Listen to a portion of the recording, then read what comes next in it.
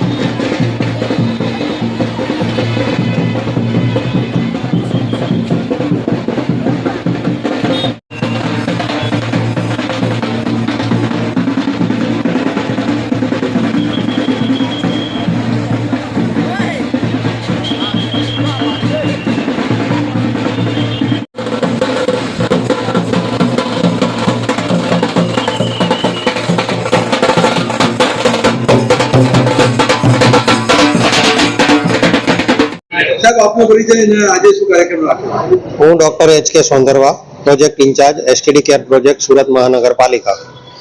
આજે વિશ્વ એડ્સ દિવસ છે. સમગ્ર વિશ્વમાં આજે HIV એડ્સના જનજાગૃતિના વિવિધ પ્રોગ્રામો કરવામાં આવે છે. આજનો દિવસ મનાવવાનો હેતુ એ છે કે જે HIV એડ્સથી લોકો મૃત્યુ પામ્યા છે તેમને આપણે શ્રદ્ધાંજલિ આપીએ છીએ.